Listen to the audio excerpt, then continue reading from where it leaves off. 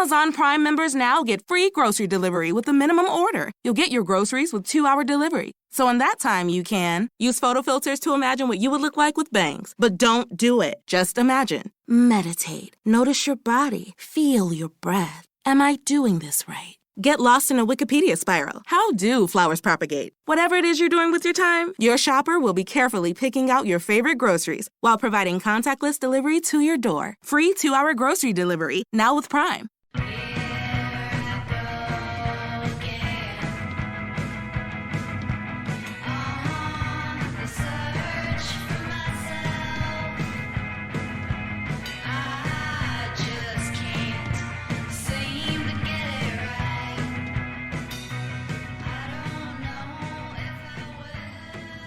Hello and welcome, V single listeners. You know what? We haven't said swamp babies in a while. Yeah. Hello, swamp babies. Probably. I bet some listeners are like, what does that even mean? True. It's been that long. Okay. Well, forget I said it then. How about that? Yeah. But we'll come up. Maybe we should come up with a new name for the listeners. Yeah, I mean, we could. Do you have any ideas? Shit. I like swamp babies, but Yeah, I don't mind. but I forget to use it. Like a swamp. Because we're all. I think it was like instead of finding fish in the sea, we were like finding some shit in a swamp or something. We're all like that. just wading through the swamp that's online dating and exactly. It was something like that. What a fucking nightmare. Yeah. True. Well, this is the single podcast. Welcome to the happiest dating podcast on earth. With your hosts, I'm Allison Stevenson and I'm Alexandra Tweeten. And here we are. I don't even know when this is. I don't know. I'm not really sure when this is going to come out. So maybe it will be after Thanksgiving. It could be after. It could be during. Who knows? Who knows? You guys, it's a pandemic. Forgive us. I don't even know what day it is, like, currently. I still don't exactly know when Thanksgiving is. People just keep saying it's soon. Mm-hmm. So I'm like, all right, it's soon. Mm-hmm. I hope no one is seeing their families. Yeah. Unless you already live with them. Exactly. Yeah. The pandemic hit my small town of 250 people. So what? Definitely I've heard of multiple families that like the whole family tested positive and people just aren't taking it. This shit's real. People just are not taking it seriously. And it's kind of terrifying. Which sucks because I would like to go home and visit my family sometime, but now I'm definitely not coming home for the holidays because everyone there is just walking around without masks and pretending like it's not real. I know. At least here, like, we've got heavy mask wearing, but yeah, go almost anywhere else in America, and it's like no one is wearing their masks, which is really annoying. It's terrifying. We could have finished this. This could have been over. I know. I hate it. Well. I'm just getting so tired. I'm just like, how much longer? Sadly, it's looking like a lot longer. I know. I mean, fuck. We're still going to be in it for a while, so. Yeah. My mom is fucking guilting me so hard because I'm like trying to keep my distance a little. Because she lives 45 minutes away. Yeah. And so she expects me to come over all the time. She expects me to be there, especially now that like everything's from home. She's like, you don't have to be anywhere. Just come. And I'm like, I love you, but like, you're not in my pod, Mom. Like, and I love my mom, but like, I don't know how, like, I still feel like she's being a little bit loosey-goosey. Like, I don't know. I'm like, I know you've seen that friend, and I know, you know, I don't know. I have a 15-year-old sister. I don't know what she's doing. Although she's actually pretty, she's like a hypochondriac like me. So she's definitely like really into the mask and stuff. But yeah, and it's like, I don't know what my stepdad's doing. I just don't know what my family's doing. And, you know. And then it's like, I don't know if I trust you guys, and you're the community that you're in. Like, yeah, you have friends, and I know you need smoking buddies still, even though you're telling me that you don't. She always needs someone to smoke a cigarette with. Wow. I don't know. I mean, it's just also for her health too, because she's older. My stepdad's older. And it's like, you know, I'm still going to stores and stuff. Like, even if you're being safe, which I'm sure you are, but I can't be 100% sure. I don't want to potentially be the one that gets you some. Exactly. I know. That's another reason why I'm not going home. Because I'm like, what if I bring it on the plane with me? And then, like, I don't want to infect people. Yeah. But whatever. I guess we're just going to have our own Thanksgiving by ourselves. Yeah, we already decided. It's gonna be me and you and Umair. Yeah, I already decided. I'm gonna make a chocolate pecan bourbon pie, which I make. I make it every year for Thanksgiving, and people rave about it. Okay. Wait, what is the deal here? Is there actual dinner being made? Like, what's happening? Yeah, I mean, we could just make some stuff. Okay. Now we're just planning our Thanksgiving, so I'm like, I don't know. Usually, because I've never been a big Thanksgiving person. Like, my mom always thought it was like a Christian thing, and she's very Jewish. I think this is so funny. She's like, we don't celebrate Thanksgiving, we're Jewish. Like, it just didn't connect with her. So, it's non-denominational. I mean, it's supposed to be, right? But she like never gave a fuck about it. And like, my dad's a vegetarian. So growing up, like, my dad would be like, it would actually be kind of sad. It would be like me and my dad. I don't know if I've said this before, but it would be like me and my dad. And he would like, I think because he really likes stuff like this, like family traditions and stuff, he would still like buy a turkey. And he wouldn't even eat it. So it would just be me and him like cooking Thanksgiving, but only I'm eating it. Wow. And my mom's like, I don't like this. It's not Jewish food or whatever. That's hilarious. So that would be the closest thing to like Thanksgiving I would have as a kid. And then like getting older, my mom, her new husband has like a American family that's more traditional. They're like, I think they're Catholic even though my stepdad's not. I don't really understand it. But basically, they would start going to those dinners, and I would be like, I don't want to fucking go to, I don't know these people. I don't want to go to that. Yeah. So for most of my adult life, my Thanksgivings have been just me hanging out with pizza. Like, I would order Domino's, and it would just be like a me day where I just like have lazy time in bed and watch movies and eat pizza. And I tried doing that last year, but I couldn't all the pizza places were closed. Oh my gosh. That's crazy. I couldn't order pizza. Right? What? That's insane. Yeah. What did you order? So I'm hoping.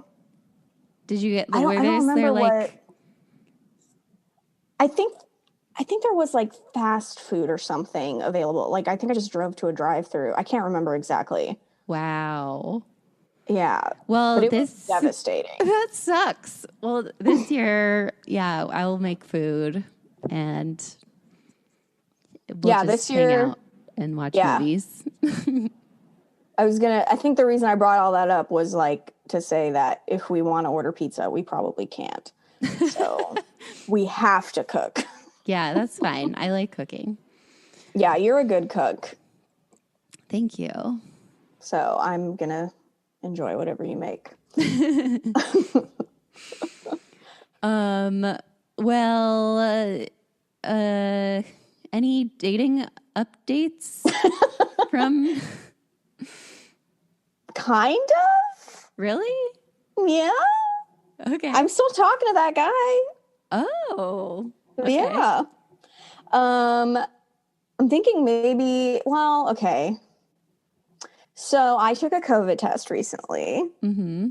And it came back negative. Mm-hmm. So I'm going to tell him to take a COVID test, and then we're going to hang out unmasked. Ooh. I need to make out. Like, and then at least. Yeah. And but we've talked about it. Okay. So yeah, you're going to get safe. Yeah. Get tests and then like stay in until you get the test back and then you're like, yeah, nice. I mean, the results are so fast. I got my results back like under 24 hours. Wow. Yeah. I'm not up on what the tests are doing because I feel like I took one a long time ago and I haven't taken another one since. I'm telling you, do not go to Dodger Stadium. It is a shit show. The line is insanely long. Yeah, don't they have other ones though, I think. Yeah. That people just don't know about or something. Look, this is very inside LA, east side LA, but I went to Dodger Stadium. I had an appointment booked there. The line was so fucking long that I was like, there's no way I can idle here for like 3 hours or whatever. That's crazy. It was insane. But then I drove back and I saw this was in Echo Park. The Edendale Library has a thing, and it's like you don't even need to make an appointment beforehand. You can make an appointment on the spot. It literally took me I just walked up and I was like, what do I do? And they were like, here. And it took like 20 minutes. Oh my God. The line's way shorter and it was so easy. That's crazy. And it's like, a few blocks away. It's literally right by Dodger Stadium. Yeah. So I don't know why everybody's just going straight to Dodger Stadium. But well, that's a hot tip if you live in LA. If you live in Silver Lake, Echo Park, let's feel check out the Edendale Library. Yeah. Get it done. It takes like a half an hour at the most. And it's so cool. It's just like a nice little anxiety, peace of mind, Yeah. Although, fuck, now there's all this other shit going out. Like, I just saw this infographic yesterday that was like, meet Kathryn or something. Oh, yeah, I saw this. You saw that too? Yeah, and it's like you take a COVID test, it came back negative, but she's already infected, and then 2 days later you're like your symptoms come up and then you've been around like 20 people. Right, exactly. So it's like, oh great. So now even if I take a test, it could still be like a false negative, like ugh. Yeah, or if it's too early in your from when you caught it, then it wouldn't show up. I think, I read a little bit about it, and it was basically a lot of these, you should ideally get tested 8 days after you think you might have possibly been exposed. Mm-hmm. But then it's like, I don't know when I could have possibly been exposed. I'm just taking the test to take the test, Yeah. But just be safe, y'all. Just wear your mask. Yeah. Do what you can. Wear your mask. Yeah. I mean, people are saying everything's shutting down again, but I feel like it's not really going to affect, I'm not going to do anything different than what I was doing, I feel like if the shutdown is really affecting you a lot, then you are doing it wrong. Totally. Yeah. It's kind of been, I'll admit I've been getting a little bit lazier with washing my hands all the damn time. Yeah. Well, I mean, the science, it strongly suggests that it's pretty rare to get it from touching surfaces, or aka fomite transmission.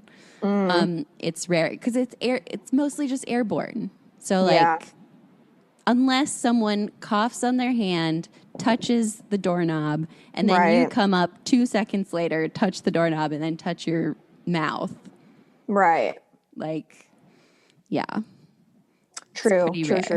But not to say that you shouldn't wash your hands, but in the beginning, my hands were like so dry from washing them like 5 times a day. Like same. And I hated it. And my cuticles were just like so ragged. And I was just like, I hate this. Yeah, no, I feel that. And now it's like hand sanitizer is like my best friend, which was like never. It's so weird. Life has changed so much. I know. And now I like I don't touch anything. Now I'm just like, I'm like, well, I could wash my hands, but I literally didn't touch anything. Right. Because now I use my foot or my elbow. Yeah. Oh, man. I honestly think that masks, like, even if I mean, maybe I could be wrong, but I really feel like masks are just going to be like an everyday thing now for the long haul. Like, or maybe not every day, but like, it'll definitely be a lot more normalized. I think that's in American culture, we don't really do that. We've never really been a mask kind of culture, but I really think we're going to be mask people even after the vaccine and things like that. I think that's good. Like they already do that in Japan and China. Right. And so like I just remember like in college and seeing like the international students and they would have masks on that were like, they had like cool like Hello Kitty ones. Right. And we were always just like weird. Right. Like, no, that's a really actually good idea. And it's very like polite. If you're like, if you are sick to just wear a mask. Well, that's the thing. Most Americans aren't polite. Exactly. Most Americans are total assholes. Yeah. I mean, that's why we have almost 300,000 people that are dead. Like, yeah. Because they're fucking assholes. Because we're just a bunch of dumb fucking idiots. Seriously. Greatest country on earth. Oh my gosh. I saw this article in the Washington Post, I think. And it was like, they interviewed this nurse and she was like, literally, this guy was dying of COVID. And his last words were like, I don't have COVID. Like he did not believe it's real.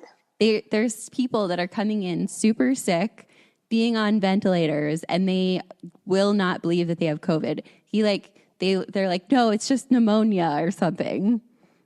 Oh my goodness. They are dying and they still don't believe it. And I just like, I can't wrap Trump my head around. A cult leader. It's like they're in a cult now.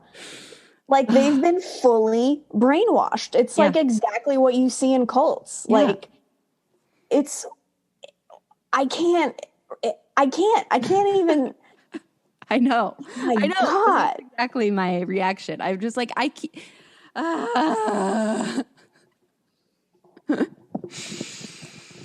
It's just so fucking stupid. It's so stupid. And it's like, I grew up in the bubble. I grew up in California. Like, the older I get and the more I see, like, the reality of what the majority of this country is like, I'm like, holy shit. Yeah. I don't like it here. It's horrifying. And every day of this year, it's just been I've just been continually reminded of how much this is being here is a nightmare. Yeah. People are just so dumb. And I mean, can't. reading the comments from people in like Australia and New Zealand who are like, oh yeah, everything's pretty much back to normal now because we were on a legitimate lockdown and everyone followed the rules and wore their masks and like everything's chill now. And it's like, man, we could have done that too. They had like such strict lockdown and now they're not even wearing masks. And they had this huge sports game with an arena full of 40,000 people and it was fine. It's like, can you be inconvenienced for like 6 weeks for the greater good of everyone? No, because my personal freedom.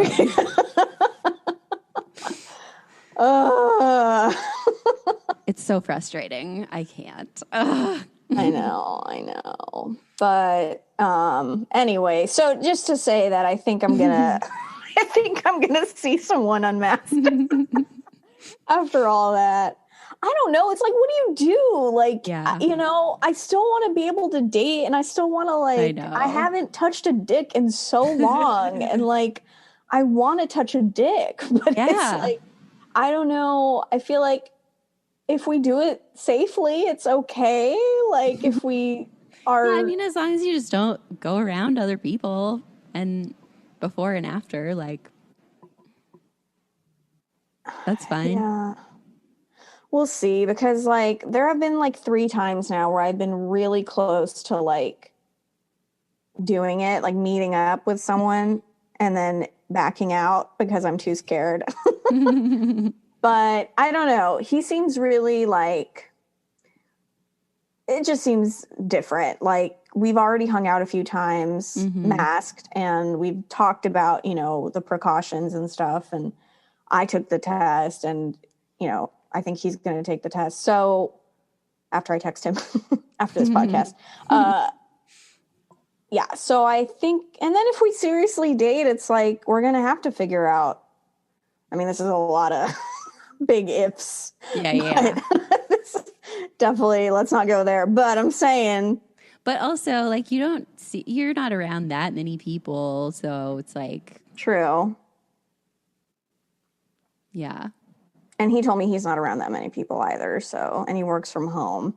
Yeah. You work from home. So. Yeah. I think the risk is pretty low. Yeah. Should we have maybe a listener vote? What do you guys think? Yeah, maybe we should. Oh, that reminds me. I want to create a Slack for our swamp babies. Okay. I think Facebook is done. We all hate Facebook. No one gives a shit about Facebook. I hate it. Personally, I never check it. I deleted my actual account. I just have like a backup for the swamp babies. And I still I don't check this. So if you guys are interested, please join the Slack. I think I'll post it on Instagram or something. I don't know. We'll post it in the show notes if you can put a link. Yes. In the show notes, there'll be the Slack hangout where we can talk and chill. We can vote on whether I should meet up with this guy, all that fun stuff. Cool. In our Facebook group, if you're already there, it's going to be just like that. We just talk and ask each other questions and, share studies and statistics and things. So, we're just going to move it to Slack. So it's hopefully easier and more functional for everyone. Okay. We'll just send it. Yeah, I'll send an email to everyone who's already in it and everyone else. If you're listening and you're not in it yet, like you can also join. Yes, please. Let's just do it. All right. Let's do it. Okay. Let's introduce our guest. Let's do that. Cool.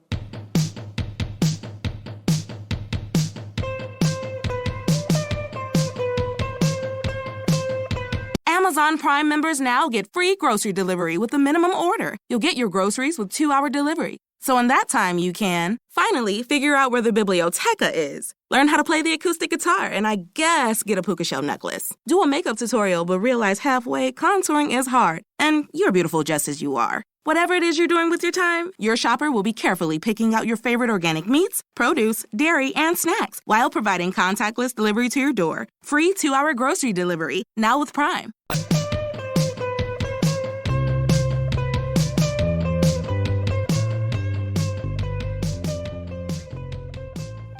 And welcome back. This week we have Kathryn Kosmides.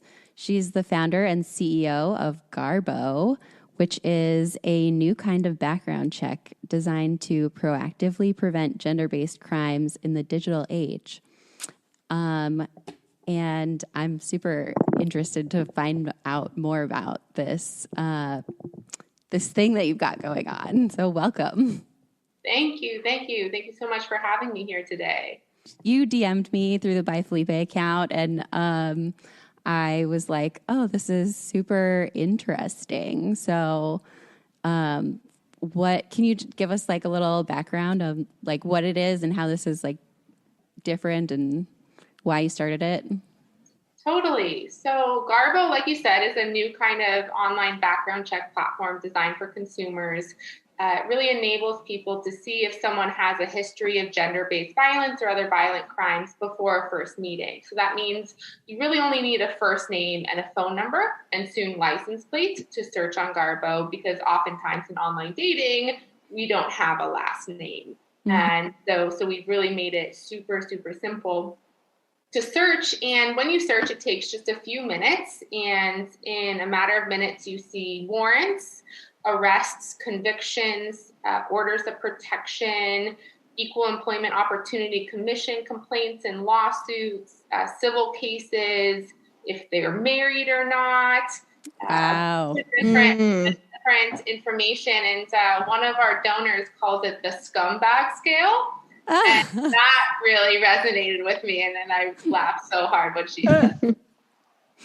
Interesting. So is it just like taking stuff, it's like already public record, but just kind of simplifying it, making it easier to find? Exactly. So everything on Garbo is a public record or report, we like to say, because it could be a media report as well. And, you can try and Google someone, but it often doesn't bring up their criminal history, or other sites want you to pay like $95 per search. Sometimes those searches only search in that city or that state. And so if someone has committed a crime somewhere else, it might not bring it into there. So we aggregate billions of public records and reports and just make it super simple and free to use. That is amazing. You guys are a nonprofit, right? We are, yes. And we always get the question, why did we choose to be a nonprofit? And to us, these records are public records, first and foremost. So they should be publicly available and they should be free to access. And also there's other reasons we can gain access to additional data. We don't have to follow California Consumer Privacy Act and things like that. So there's a lot of layered nuances, but it really stems from our mission that these records should be free and publicly available. Wow, that's amazing. Yeah, because whenever I like Google a guy who I'm going to go on a date, there always comes up those like run a background check for $95 or whatever. And we found from our testing that they're missing up to 90% of criminal reports. So they pull a lot of their information from voter records. And that provides your address as well and your phone number, which we think is completely insane that you can pay, as little as 99 cents to find someone's home address. That's like creepy to us. So we focus purely on criminal reporting and kind of that scumbag scale, like we said. We never supply like personal information, like your home address, your email address, your phone number. That's just, we call those sites stalking as a service. Seriously. I don't want to be one of those. Every once in a while, I always like Google my own name and just like make sure that my address and my phone number aren't there, because like I have before and I've seen like, oh my God, anyone can see my address. And then you have to go through and like ask for them to be deleted. And I pay for this service like, I think it's like $250 a year or something that automatically deletes you off of all of these things, which is absurd that I have to pay for this. But I'm also a victim of domestic violence. And I don't want my abuser to be able to find my address on these websites. Right. That's super important. So is that sort of why you started Garbo? Exactly. I actually met my abuser on an online dating app in 2016, I want to say. Wow. 2015. The years fly by. But I quickly found myself in a very abusive relationship, verbally, physically, emotionally, sexually, and was able to escape a year and a half later. And thought I was done. Thought I had like midnight moved essentially, and it was over. And he soon launched this campaign of harassment and stalking against me, including like emailing me hundreds of times, but also sending my bosses and coworkers like a lewd video of me. And oh my God. Going so far as to post on like revenge websites like liarsandcheaters.com and other ones, which started to rank #1 in my Google search results. Wow. At that moment when a friend said, hey, you should probably Google yourself, that I was like, holy shit, I now kind of this is beyond just the scope of me and impacting, personally, it's now impacting me professionally. And that's when I was forced into the legal system. And through the process of experiencing, I went through family court first to get an order of protection, which is a process in and of itself. And then through criminal court. And then I sued him civilly to ensure that there was a public record created. And it's cost me over $150,000 as a victim. Oh my goodness. And through that process, I was like, holy shit, what is it like for the person who isn't privileged, isn't white, doesn't even speak this language, or doesn't have access to $150,000? How do they find justice? Exactly. How do they save themselves? And the answer is they really don't. And that was scary to me. And so I made it my mission to make sure that no one became a victim of not only an abuser, but also of the legal system itself. And we know things like a history of gender-based violence is the biggest predictor of future violence. And so if someone does have a record, it is a big indicator that they are still a violent person. Mm-hmm. And so that's why Garbo is all about providing access to these records to make sure that you have that information and you can then make an informed decision about your safety. Because today we're forced to make uninformed decisions. We're going on online dates, getting in Ubers, allowing TaskRabbit people to our house, all of these interactions with strangers who we really have no idea. And then you get statistics like 31% of female respondents have disclosed being sexually assaulted by an online date. It's insane. It's an epidemic right now. And if we can begin to proactively prevent some of those from occurring by preventing those meetings from occurring, or at least arming that person with information like, hey, this is a yellow flag. I'm still going to go on the dates, but at least my rose-colored glasses are off right now, and I can see this person for who they are. It enables them, again, to just make those informed decisions about their safety. Mm-hmm. Yeah, interesting. I think that's great. I was when I first heard about it, I was a little thrown. I mean, it sounds like a great service, but my initial hesitation was is this some sort of, if they got arrested for something that has nothing to do with a violent crime or anything, is that a sort of invasion of privacy sort of a thing? But what you said really makes sense, where it's you can do what you want with this information. And if you see that it's something that's, something they did when they were 19 and it's they shoplifted or something, it's probably won't even make it. But if it did, that's something that they could make an informed decision about, and just knowing it shouldn't hurt. That makes a lot of sense. Exactly. It's arming you with information, and every person's level of comfort is different. Someone might see that shoplifting crime or a drug crime or a lot of the racist crimes that exist in the system, like jaywalking and just bullshit crimes like that. And then be okay, that's BS. I don't care about that. But seeing a violent crime, maybe it was 15 years ago, but they still get to make that decision on do I want to meet that person and put my safety in the hands of that person. Totally. Yeah. Does it show if someone's had a restraining order against them or anything like that?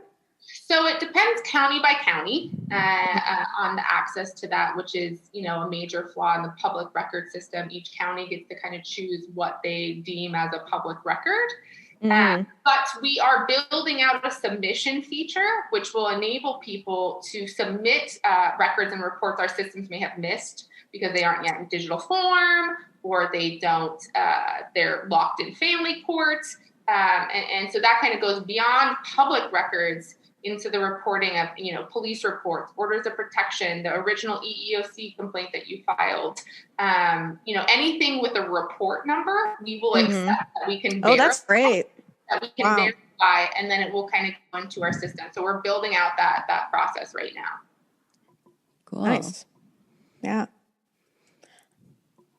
Oh, Allison, I was going to say, it sounds better if you just leave the microphone like that. Yeah. Because otherwise got it. Breathing.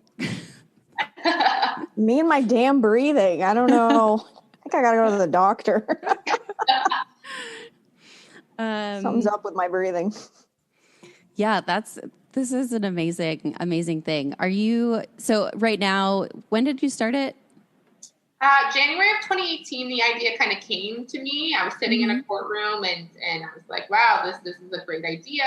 And then really it was July of 2019, so last year, when we got our 501c3 and really started putting the work in and saying, this is beyond an idea now. This is like so it's still pretty new. But I saw on the website, is it only in New York so far? Yeah, right now we are in New York City and 8 other counties in New York, but New York City is the largest one. And we actually just got a large donation, which is awesome, which allows us to expand to 10 other cities, hopefully by the end of Q1 21. So wow, that's amazing. We're really excited for it. Yeah. I mean, it's just such a prevalent issue that, you know, the more we do this podcast too and talk to people, it's like stalking is so serious. And some of these, you know, not just men, but mostly men can be so like, it just boggles me how it can be so terrifying. And the system really does not do much to help you. Yeah. Digital stalking, which is the big thing of I'm going to follow you online, or I'm going to like retweet you creepy things or send you weird DMs from anonymous accounts. And you can go to the police and be like, I know it's him. And they're like, oh, can you prove it? And you're like, right. I know, like no one else is stalking me right now. And so it's really hard to obtain orders of protection for digital stalking. And that's why we're like, okay, how can we prevent this from occurring in the first place? You don't have to experience that. Yeah. Informed consent, basically. Like, at least you have the background. Our friend, we've had a previous guest, Lenora Claire, and she does. Yeah, I was so just much thinking about her with the stalking I was laws like, and you stuff. two should connect and talk because Lenora's in LA. She's a huge stalking advocate, and she's trying to help change laws on restraining orders and all those things, because she had a stalker and it was a very high profile thing because he was also Ivanka Trump's stalker. Wow. But see, right? It's that repeat behavior. There's a pattern of behavior there. Yeah, you know, 100%. Yeah.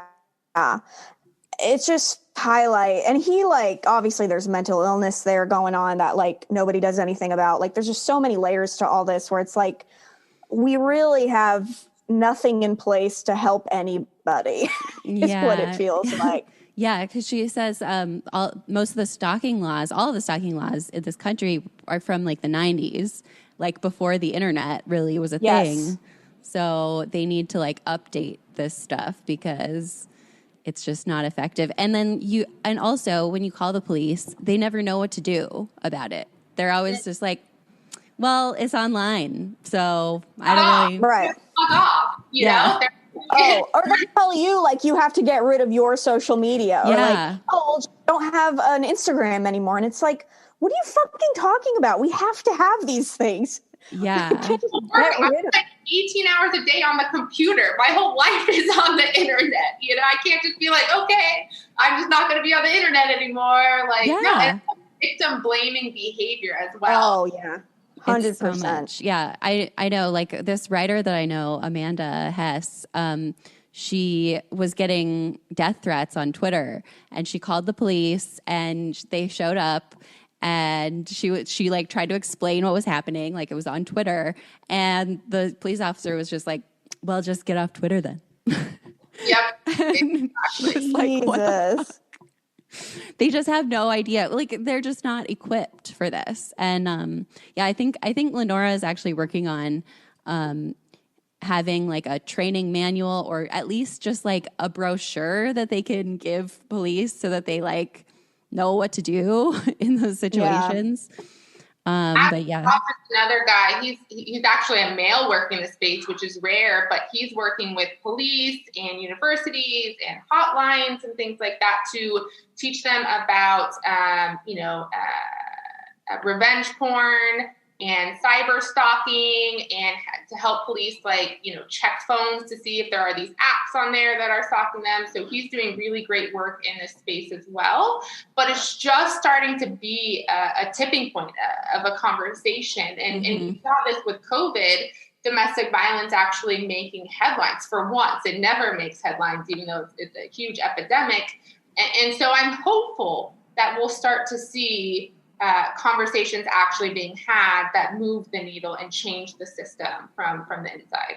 Yeah. I don't know. Did you see that Biden's his plan for going forward? Because he has like a special part on his website that says they're going to focus on online harassment and gender-based like online harassment, which is amazing.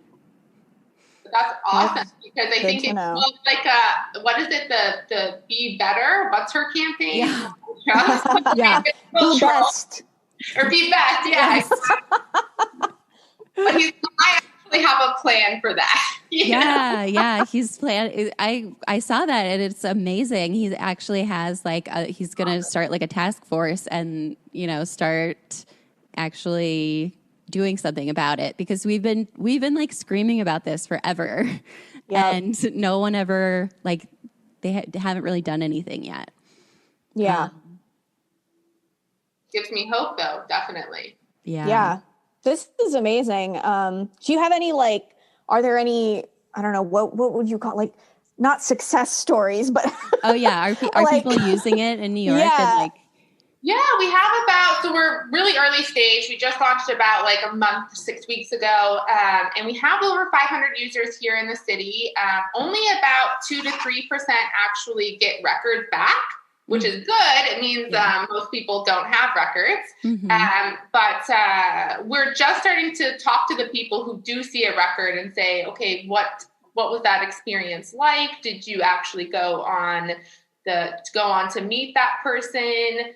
And have those conversations, because we've realized that moment that you see a record is actually a possibly triggering moment. And how do we make sure that they have the support and resources that they need also to understand a record? Because, for example, no one knows what sexual assault in the 4th degree is, if you just went to someone. Yeah, like, what does that actually mean? And so we provide... That sounds pretty serious. So we provide the penal law associated with it, so they can copy that, Google it, and see, okay, what does that actually mean? What's the typical sentence associated with that? So they can have more information than just, sexual assault in the 4th degree, which means nothing, Yeah. So does it come up if they've just been like reported for it, or is it only things that have been convicted? Or so in New York, it's post-arrest. So even if they were just arrested for it and Exactly. not like convicted of it.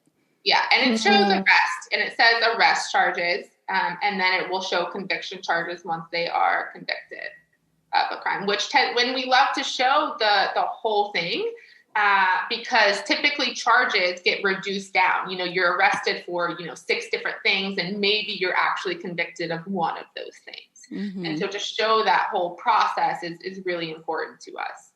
Yeah, that's really important. Yeah, I'm so excited that this is like even a thing. Yeah, I think it's great. What's going to happen though when we abolish police? That's what, that it was actually something that we faced this summer in that conversation of what does reporting look like if there is no official capacity to report, or what is the official capacity to report? Because Garbo does rely on official reports with numbers associated with them. What does that look like? And what is that reckoning? And even, what's the phrase? Restorative justice, and how does that kind of go into How does that fit into this? Yeah. Exactly. And I'm not a big believer in restorative justice. I might get some flack for that, but I just, from my own experience, I've tried, and it takes a person to own their behavior, and abusers don't like to own their behavior and own their mistakes. I think it's rare that they get to that point. Like, we shouldn't automatically assume that they're going to or going to want to. Like, I tried to settle for $1 Right. in court, and he refused. What? I tried to settle for $1 in court, and he refused. So, Wow. you know, it's Yeah. very complex and complicated to actually see restorative justice through. Mm-hmm. Yeah, I mean, especially in the case of someone who's clearly like an abusive narcissist, like that's a sort of personality type that doesn't change easily. And yeah, there should be something in place for that kind of violent person. I don't know what, but you know, yeah, it makes sense that not all justice can be restored, you know? Exactly. Yeah. Oh, what? Sorry, I think my internet's being wonky. Oh. Are we good? Or is it? Okay. I can hear you. Okay, cool. Sorry, you guys cut out a little bit, but then come back. So I'm like, I don't know what's going on. I was wondering, in your case, did your abuser have a prior record before that you didn't know about? Oh. Yeah, he definitely did. And actually, he told me in the relationship that he was arrested for something and kind of told me this made up story, I'm pretty sure, about it. And then, you know, doing investigatory work, actually finding out what that record was. And I'm certain that she is also not the only other victim, because it was an ingrained pattern of behavior once, you know, that I saw. Mm-hmm. Yeah, that's terrifying. Wow.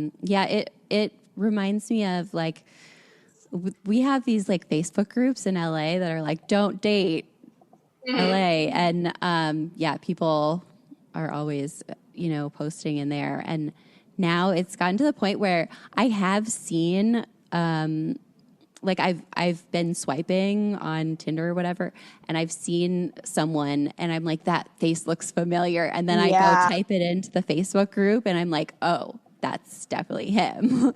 But it's only just from my like facial recognition that I'm like, I've seen this somewhere before.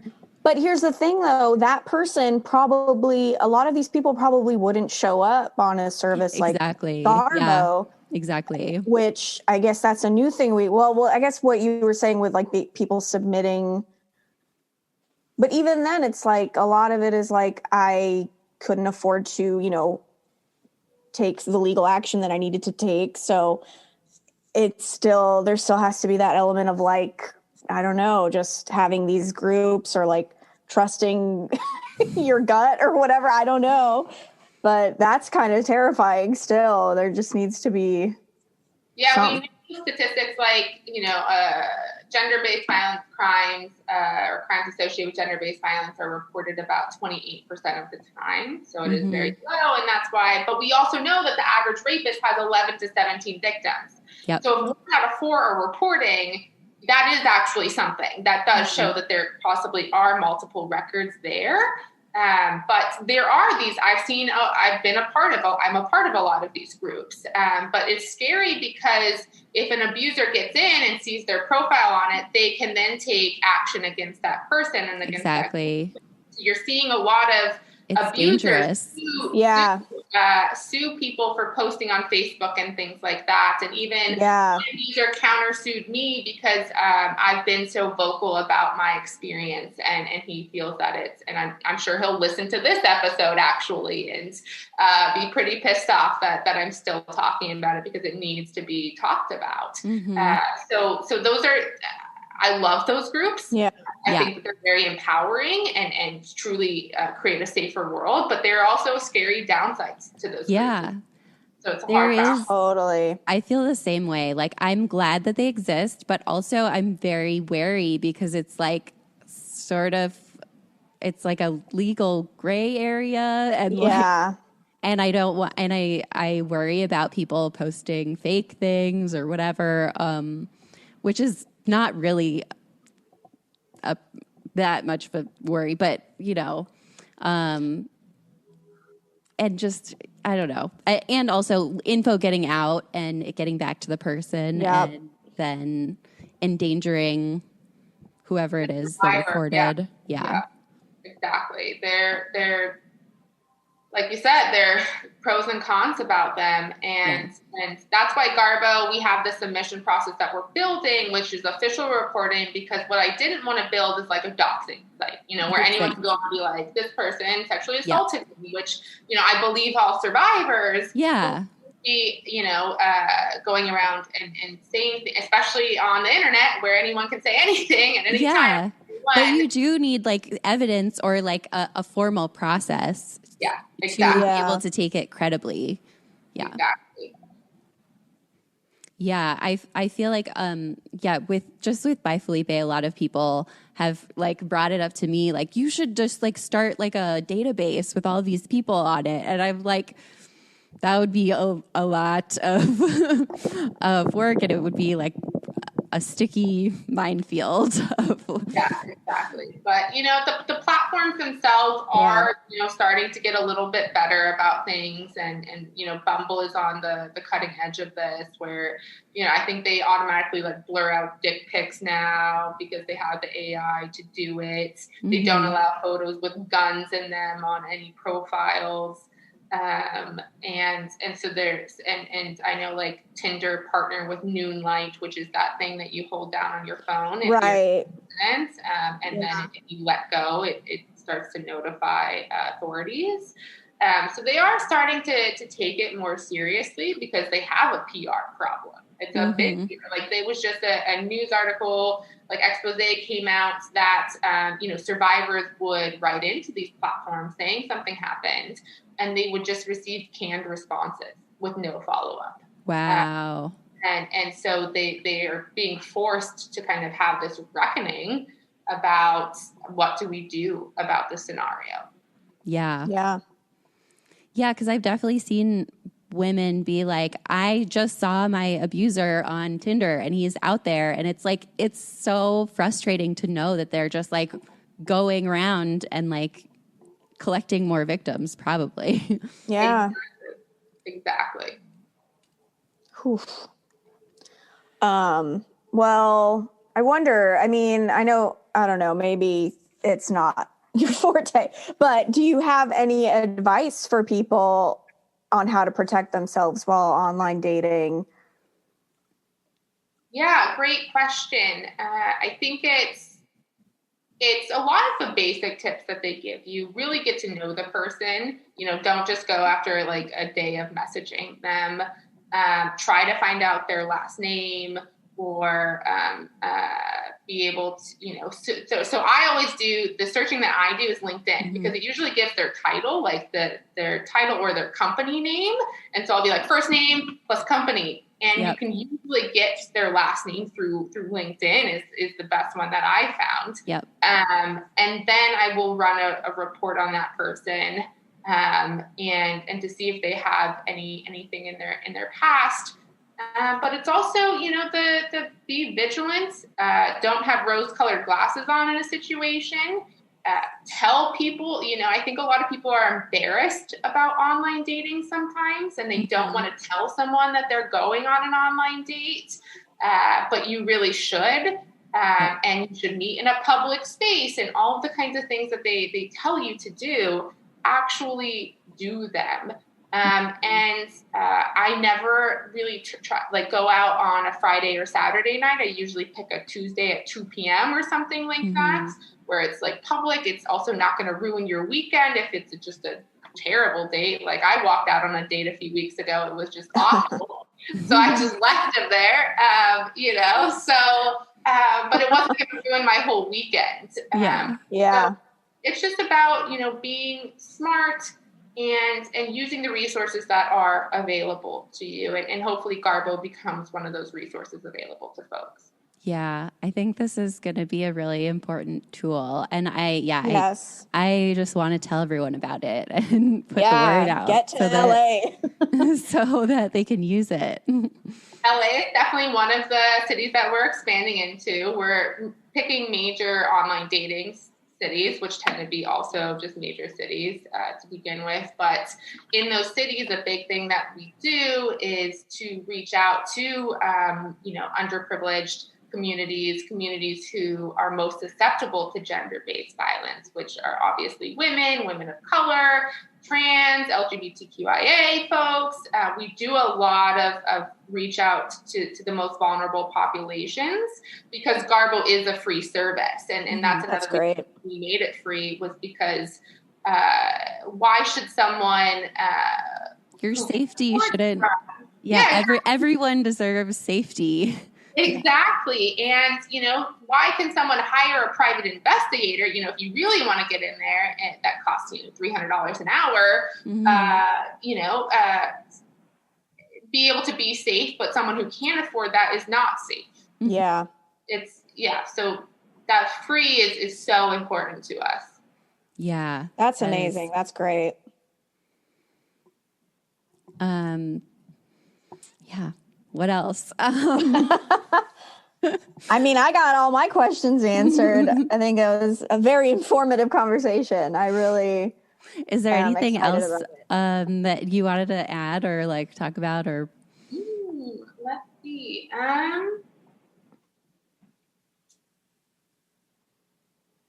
that I can really, I think we touched on a lot of stuff. We touched on the legal system itself, online dating safety tips, which I think is great. Some other folks in there, which I definitely want to be connected to that woman. And the Facebook groups I think are big as well because I'm seeing those pop up everywhere in Instagram groups now. No, I think we covered a lot of stuff. Now I'm like thinking about it. I'm like, dang, it's been a short conversation, but a lot of stuff. Yeah. Hit the bullet points. We did. Yeah, this has been really great and so informative. And I love this. So you're still single and going on dates though. I am. Yeah. I believe that, your past trauma should not influence your future behavior and to, not cut yourself off from that because most people, I truly believe most people are good people. Mm-hmm. And I think that the best people, I know I'm a very good person and I think the best people are most susceptible to this type of violence as well because they're and I was 22. I was like a baby. I was so naive, Yes. And so no, I've learned that experience, and like I said, I'll just walk out of bad dates now. It's not. I'm not put up with any bullshit. I have a big bullshit filter. But now I actually, I'm dating people, but most of the people I date now are people I meet.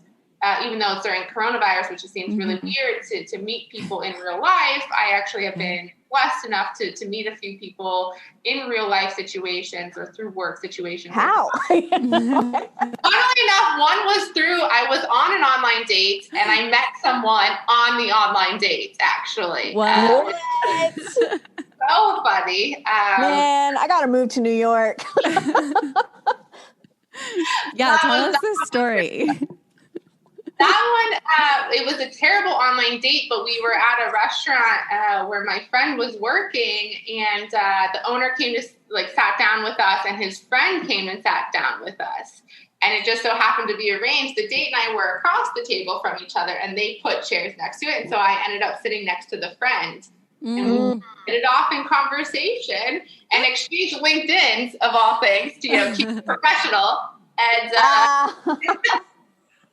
one thing led to another. So, you never kind of know how things are going to happen. But yeah, I definitely have just been more prone to meeting people in real life situations or through connections or colleagues or friends and things like that. Mm-hmm.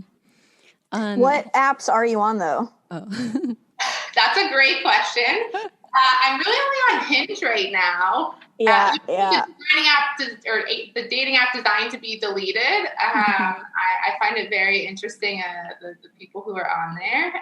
But there are the bougie ones now, like Talkify is one, and I think Ivy is another elite dating app.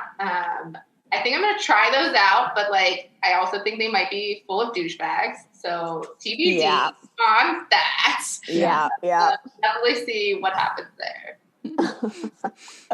Okay, That's great. awesome. Good to know. I'm only on Hinge right now, but I literally just have it there and I don't do any of the actual swiping myself or liking. You just wait for the likes to come in. I wait for them to come to me and they're never anyone I'm interested in. So it just feels useless, but whatever. Have you gotten any flack from guys being like, this sounds scary, or mad that they, I don't know, might be on there or something? Someone is mad about this. It says a lot about them. Yeah. Exactly. But someone did call me big sister, like big brother, like you're like you have too much information. Which I thought was really funny. But again, it's kind of a red flag if they say something. But I also tend to not, like, I'm also a consultant on the side for startups. And so I tend to say that's my career. Yeah. Kind of going into Garbo on the first date because it got to scare them off that I'm just so entrenched in this that it also means that they say, oh, why did you found Garbo? And it's like, well, I'm a victim of domestic violence, which is not something that I really want to say on the first date. So I tend to just not say it until there's a rapport there. Mm-hmm. Gotcha. Yeah, makes sense. Yeah, I am also sometimes I don't mention bye Felipe until a little bit later. Exactly. I don't think they want to know that you have this Instagram account that But I think the best ones do find it necessary and needed, or in your case, funny and a way to kind of cope with the shit that women have to go through. So you're just trying to find that needle in a haystack. Mm-hmm. Well, thank you so much. Yeah, I think this has been an amazing episode, and we're getting to the end here, but where can people find you, and what's the website, and where can people check it out? Garbo socials. Yeah, it's www.garbo.io is the website. And again, we're in New York City, so any listeners who are in New York City, please sign up, and you can see all active records here in the city. And then I think it's just at Garbo_IO usually. It's the social channels. We'll link to it in the show notes. I should probably know, actually. But yeah, and we're on all the social channels, and we also are, if you ever feel like you need to talk about a situation or need help or access to resources, hello@garbo.io is always open and available to anyone. Amazing. Fantastic. Amazing. Thank you so much. Yes, it's been a pleasure. All right. Well, that's been our episode. Thanks for listening, and we'll see you next time. Bye.